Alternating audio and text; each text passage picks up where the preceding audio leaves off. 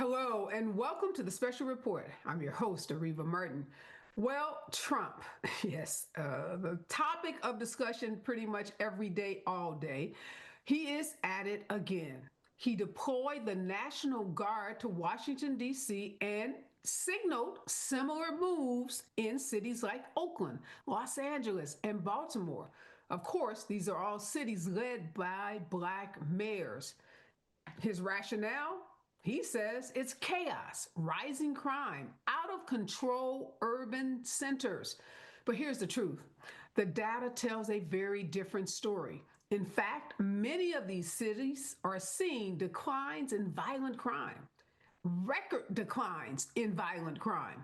The African American Mayors Association says this federal narrative is not just misleading, but it is dangerous. And joining me now is Van Johnson. He is the mayor of Savannah, Georgia, and he is president of the African American Mayors Association, and they have been all over this topic. I am so grateful to have you joining me today, Mayor Johnson. Let's get to it. Well, thank you. I'm so honored just to be with you and all the work you do. Thank you so much. Central contradiction here.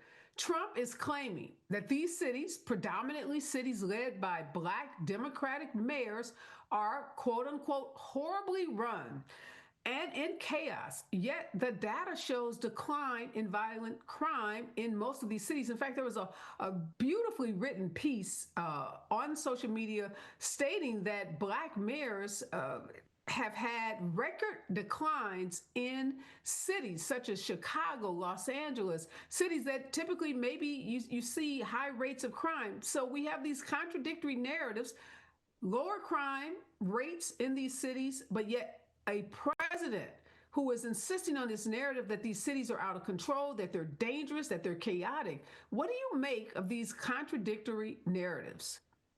Well, the issue is it's hard to make sense out of senselessness. The Department of Justice, the FBI statistics certainly show around the city, and cities, and these are cities just happen to have mayors of color, African American mayors, many of the mayors of our organization, showing steep declines, record lows. Certainly, Washington D.C. and our sister mayor, Mayor Bowser, doing an historic job of dealing with issues of criminality and crime. And the fact of the matter is that it's what truth you're going to believe. You're going to believe the truth or a truth that someone continues to make up. It's certainly not right. It's not fair to the hard work that these mayors, their cities, their police chiefs, their communities put in every single day to address these issues. Let me ask a tough question, Mayor Johnson, about how Black folks see crime in these predominantly Black cities. There were interviews of people on the street, reporters going out talking to Black folks in DC, and some of those Black folks were saying, we're glad to see the National Guard here. Yes, I'm afraid to walk out of my house at night. I can't walk to the store. I can't jog in my neighborhood. So there are pockets, and I don't know, maybe they're not only pockets, maybe they're large communities of Black folk who do feel like, despite these stats that say crime is dropping, that say that crime in their particular neighborhoods is still at an all-time high, that they don't feel safe in their neighborhoods, and they want to see more police. How do we justify this attack on what Donald Trump is doing in DC when we have Black folks themselves saying that they welcome more police presence in their neighborhoods? Well, I think the challenge is us making sure that we achieve the condition of not only being safe by statistics, but people feeling safe. And so we know criminality and crime is a function of people. As long as we have people, we will have crime. We know that there are some areas and in many of our cities that are just more affected by crime and criminality, and that's by a variety of environmental factors and bad choices. But the reality is that we recognize, if you remember not too long ago, what the militarization of police did after just prior to the George Floyd incident, and how cities really were dialing back their militarization of police, wearing of combat gear, using combat weapons. We say that this is what we want until we actually get it. There was a video out this week just showing how military forces address issues in urban communities. And we know that it's a different mindset, it's a different skill set than urban police departments do. And we know that military treats things as if they're war. And we don't want war in our communities on that scale. But the issue of crime, Mayor Johnson, is a problem for Democrats because I'm thinking back to when Mayor Bass won her election in Los Angeles almost 4 years ago now. One of the biggest issues coming out of COVID was, we saw those smash and grab robberies that were happening in high-end communities throughout the country. Folks going on streets like Rodeo Drive in Beverly Hills, just smashing windows, grabbing these luxury handbags, watches, and all kinds of designer items.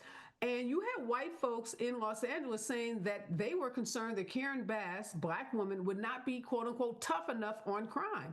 And that became a central issue in her lead up to running for mayor during her campaign. So Democrats have to talk about crime. Democrats have to deal with crime stats.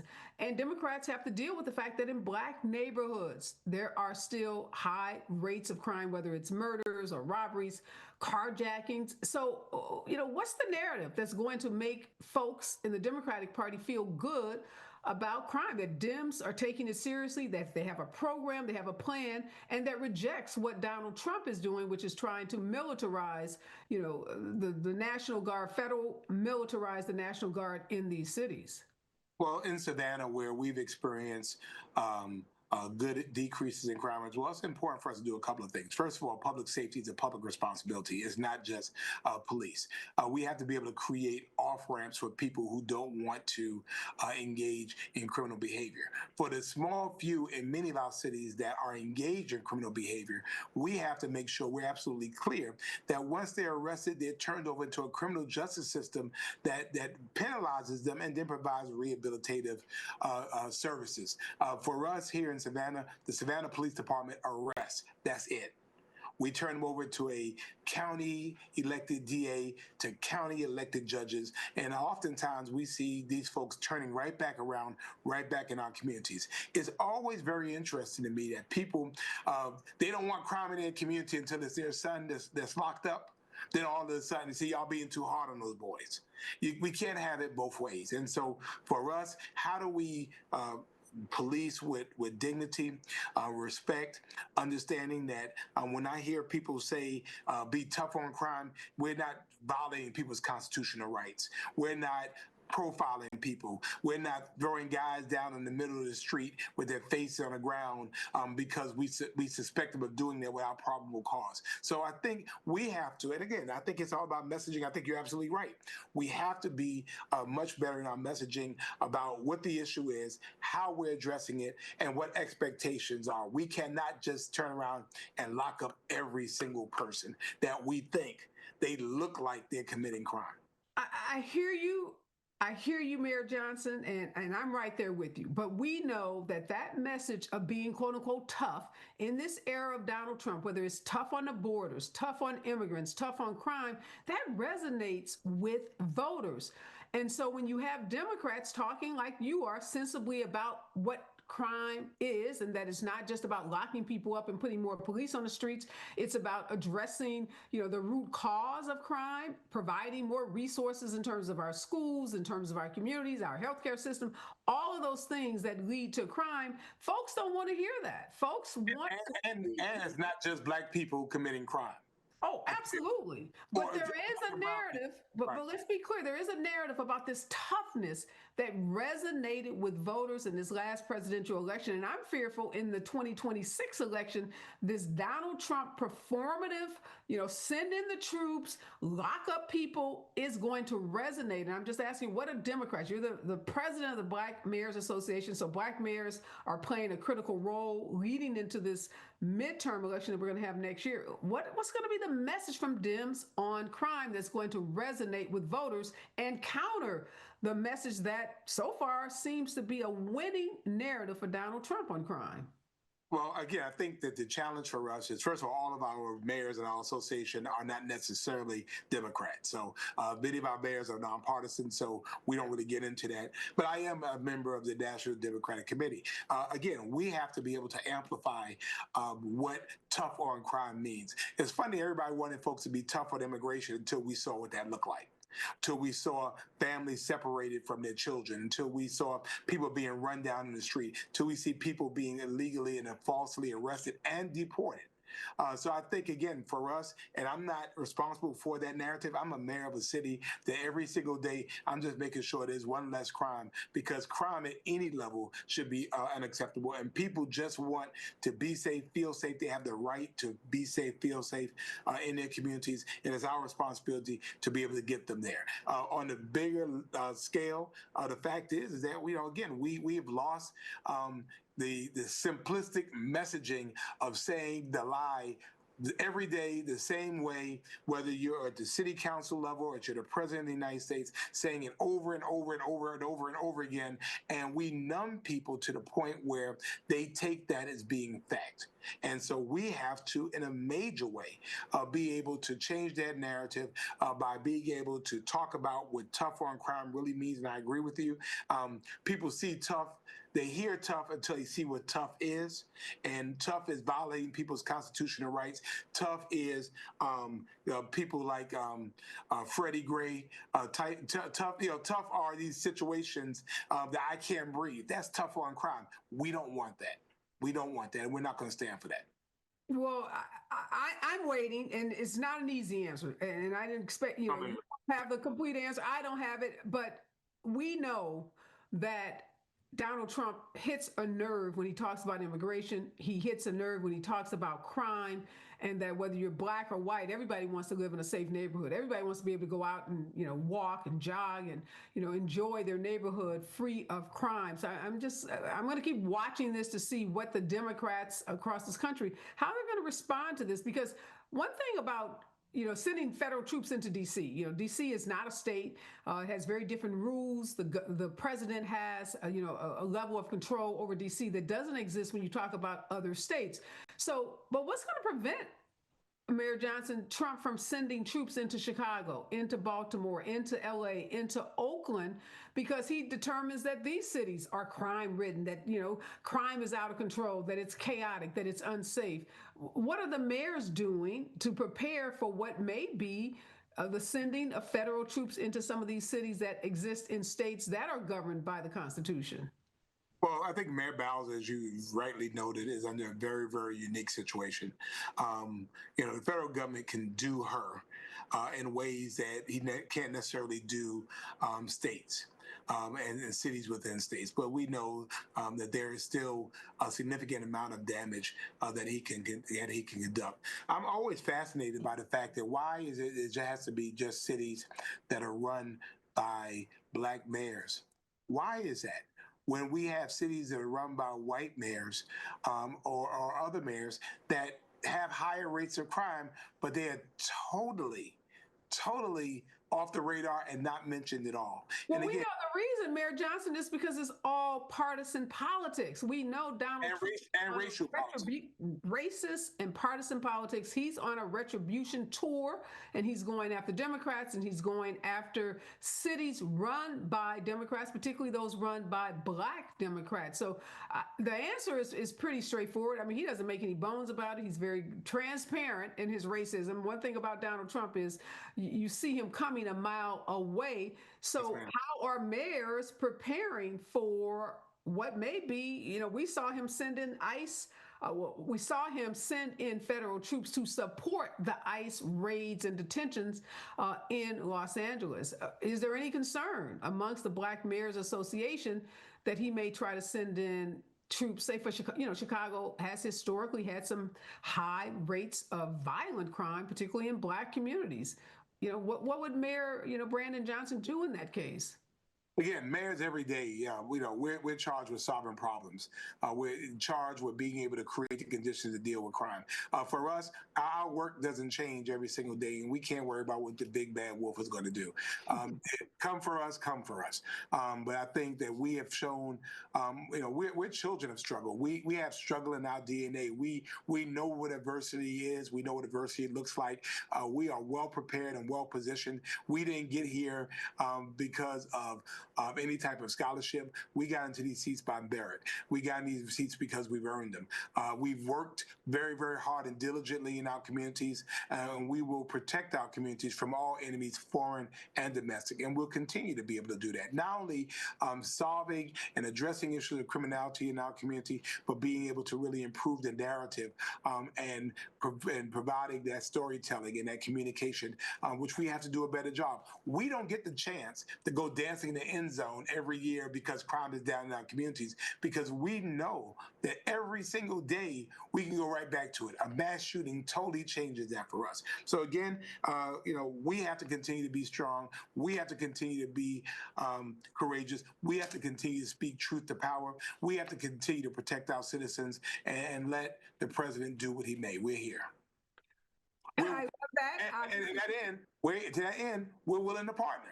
We're willing to partner. We're saying, we don't mind federal help because your residents are our residents. Your constituents are our constituents. But ask us how to best help us deal with it. We could deal with intelligence. We could deal with technology. We could deal with multi-state investigations. We could deal with dealing with the iron pipeline, that guns are going up and down. We could deal with child and human trafficking and drug trafficking throughout our communities. We could deal with it with financial crimes. There are ways that you can help us. The national ain't the way you can help us. Well, that's a powerful message, and I hope Trump is listening to you as the president of the Mayors Association. But you bring up a good point in terms of partnering. Karen Bass in Los Angeles, and I keep going back to her because I'm in Los Angeles and I've watched what has happened in our city. When we had our fires at the beginning of the year, Donald Trump came into Los Angeles. He yelled at Karen Bass. He disrespected her in ways that, again, we don't often see him do, particularly when you're talking about white elected officials in red cities and red states. But that's his fear of Black women. So we weren't surprised by his conduct. But the mayor was trying to partner with him because obviously we needed FEMA, we needed federal assistance to deal with the devastation of the fires. But Trump doesn't appear to be the kind of person you can partner with, whether it's Gavin Newsom at the state level in California or Karen Bass at the local level. All efforts to partner with him ultimately fall apart because he's not interested. So when you say the mayors are willing to partner, what does that look like? That means that we have a federal government that is responsible. I think being mayors, we're politicians. We understand very clearly the consequences of elections. We know that elections have consequences. But nonetheless, we recognize that when Inauguration Day came, the person on the field was the president. And so the president, Donald Trump, became our president too. And so we expect and really demand that we have the same type of accountability, the same type of respect, the same type of partnership and engagement. Because at the end of the day, you don't have a federal government that's separate from cities and state and county governments. We're really all in this together. And so for us, we're saying, hey, call us, return our phone calls. If there are ways we could talk about partnering rather than you doing this distraction, rather than releasing files, doing this distraction instead of ending the war that you were going to end on day one. We're here. We're here to solve problems. We don't have time for politics. We don't have time to pontificate and picture take. We're here to say we have people that we need to help make them be safe and feel safe. Cities around the country, both Black and white, led by Black and white mayors, Democrat, Republican. We need our federal government to be a part of the solution to help us, not be a problem looking for a solution. Yeah. Looking for a problem. I'm sorry. No, absolutely. And, again, I've seen Mayor Bass. I've seen the mayor of Chicago. I've seen the governor of California, the governor of Maryland, again, start off with this administration trying to be collaborative, trying to partner. only to find out that you cannot negotiate with a terrorist. And Donald Trump, by all practical purposes, could be described and is often described as a terrorist when it comes to negotiating. And recently, the mayor of Chicago, there's a really great video circulating on the internet where reporters asking him about Trump calling him incompetent, where he, has to just retort that Trump is small. And he goes on to give examples of how he is threatened by black male leaders, particularly smart, educated black male leaders. And unfortunately, he has the receipts to prove that. So I hope that this president is listening to you and listening to these mayors who want to partner, because you're right. He's not just the president of red cities and red states. He's the president of all of these United States. He clearly doesn't act like that on any given day. It appears that he's only interested in protecting those red states. Speaking of one of those red states is Texas. We saw the response in the floods from the federal government versus the response to California with the fires. And now we're seeing it playing out as Trump is basically calling on red states like Texas to redraw their maps to ensure that the Republicans stay in office, stay in the majority in the 2026 midterms, and beyond. Permanent majority Republican representation in our Congress and Senate is clearly what Donald Trump is aiming for. I want to show you this video of State Representative Nicole Collier in Texas, who basically has been locked in the chambers because she refuses to sign a document allowing the public safety folks in Texas to follow her around. Let's take a look. Hey fam, I'm here on the floor of the Capitol because I am not free to leave. But I hear you. I hear you cheering "Let her out." And I so appreciate it because I know you're tired, you're fed up, just like me. And so I appreciate you taking a stand. Continue to resist. We don't have to take the bullies, we don't have to let them push us over. We can stand up against them. I'm drawing the line in the sand, and I'm glad that you are. Continue to resist and let them know that you won't back down and that you demand fair representation and fair maps. Thank you for standing in solidarity. Yeah, there are literally people outside the State House chanting, free this representative, because she has been locked in the chambers, not allowed to leave because she won't sign this so-called permission slip. And this all dates back, as you know, Mayor Johnson, to these Democratic leaders in Texas leaving the state to prevent there from being a quorum, so that the state of Texas would redraw these maps that would disenfranchise millions of voters to give the Republicans 5 additional Republican seats in the midterm election. When you see a video like this, what does it bring to mind for you? What do you think when you see this video? It brings to mind a time and a place that was not America. Who would ever think that a governor would all call for the arrest of duly elected state representatives? Who would ever think that you would have a representative that is locked in? I'm wondering, how does she eat? How does she take care of her personal needs? This is not America. But I will tell you, Areva, and I mean it from the bottom of my heart, for us, we have to be strong and courageous. We will go until the king, and if we perish, let us perish. And I think this is a time for us. And we've had those times in our history where we've had to be strong and courageous. We've had to speak truth to power. We have to fight the good fight because it's worth it. The fact is that we're not going to lay down and die. That's not at the state level. That's not at the city level. That's not at the county level. We're not going to face tyranny in our own country. And sometimes freedom is just worth it. Sometimes we have to fight it in theaters around the world. Sometimes we have to fight for it right in our own cities, right in our own states, right in our own state houses. So God bless her, and for her to continue to fight the good fight. And may people, I remember the great Mamie Till when her son Emmett was killed. And she said, no, I want them to see what they did to my boy. When George Floyd and the video came out, we want people to see what your actions have caused. And so now we as America, we're seeing what this rhetoric being spewed from the White House is translating to our governors and to the state houses, and how people, free people, are being victimized in their own land. And so we can only hope that the arc of justice, the arc of freedom, bends toward justice, and that it will roll down like a mighty stream. And so we get up every day because we believe in this country, and we believe in our way of life, and we believe that we can make a difference, and we believe that we are the difference, and we have to be the light. We have to be the ones that stand up. We cannot lay down and die, and we won't, because we're not built like that. We're built.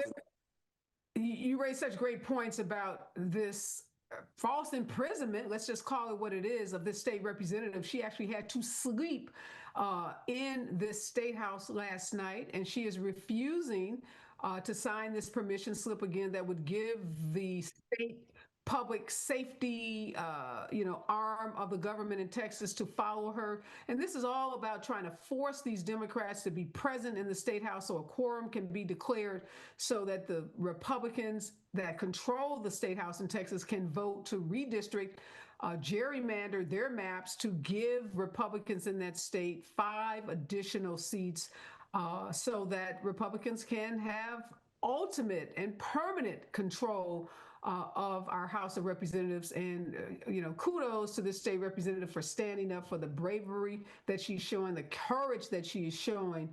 And she says she will not be deterred. She says she's not signing this slip. And apparently they are going to keep her confined, falsely imprisoned in the state house until she does something that they want her to do. Obviously, they are at an impasse. And the more people, I just want to encourage folks in Texas that are watching us, that are listening to us, go to that state house, join those folks who are outside chanting, free the state representative, continue to put pressure on your state representatives to do the right thing, to vote against this rigged process, this cheating, this disenfranchising of millions of voters in the state of Texas. And let's be clear, they're starting with Texas, but other red states, Ohio, Missouri, are also looking at ways that they can also change their maps and to create more Republican seats, again, to usher in this reign of Republican leadership that may forever disenfranchise Democrats. What are you feeling, Mayor Johnson, about this? I mean, this move in Texas, even though you're seeing California Governor Gavin Newsom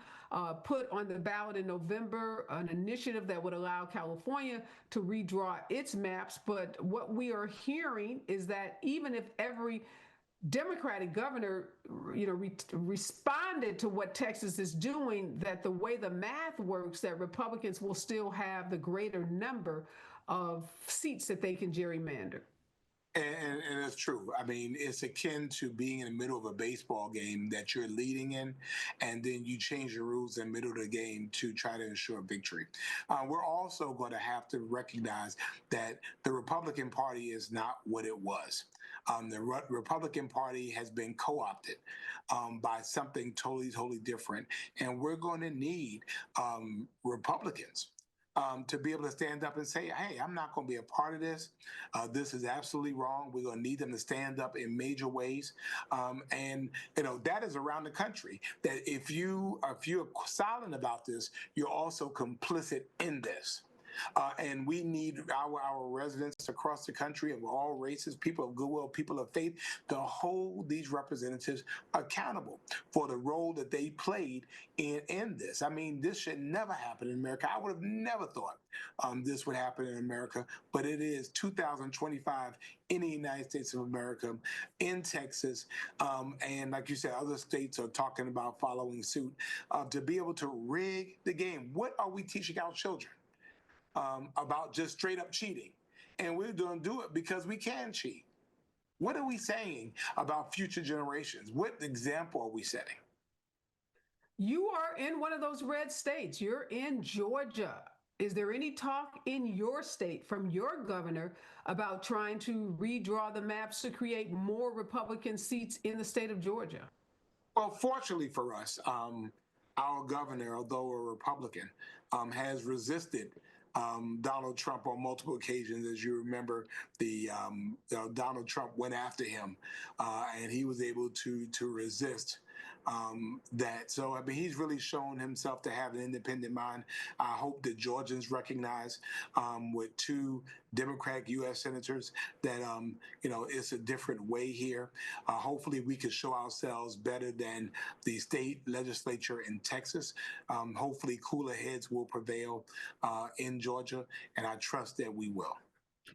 And before I let you go, Mayor Johnson, there's a critical race coming up in your state next year, and that's for the governor of the state of Georgia. Like you said, currently you have a Republican governor, but former Mayor Keisha Lance Bottoms has thrown her hat in the ring. She's running for governor for the state of Georgia. She's been out fundraising. I actually saw her at an event at Martha's Vineyard last week, and I know she's making her rounds. She'll be actually coming to Los Angeles and some other cities across the country, bringing her message about why she should be the next governor of the state. We know Stacey Abrams tried unsuccessfully on 2 occasions to be the first female African-American governor of the state of Georgia. What should we know about about Keisha Lance Bottoms' a bid to become the governor of Georgia? Is there a pathway for a Black woman to be Georgia's first, to break that glass ceiling and to be the first Black female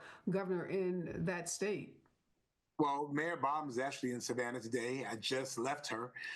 So she spent time in our city today. We have to get beyond not only the misogyny, but also the racism, both external and internal, that a woman, women have led our families, women have led our communities. And I think a woman can and deserves the opportunity to be governor as well. We have some great candidates that are running, many that I know personally on the Democratic side. This is a critical time for us. Brian Kemp has been a quite popular governor, and he's won pretty decently. Stacey Abrams has received the most votes of any candidate that lost the election.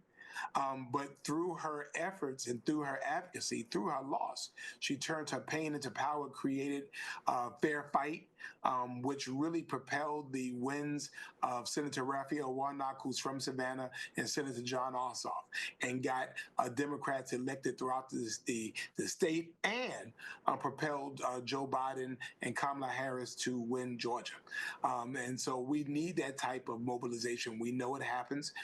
There are some great candidates. Again, Mayor Bottoms, Michael Thurman, who was the former CEO of DeKalb County, several great candidates. And so for us, it's about the message and who best can carry that message, who best understands the needs of everyday Georgians.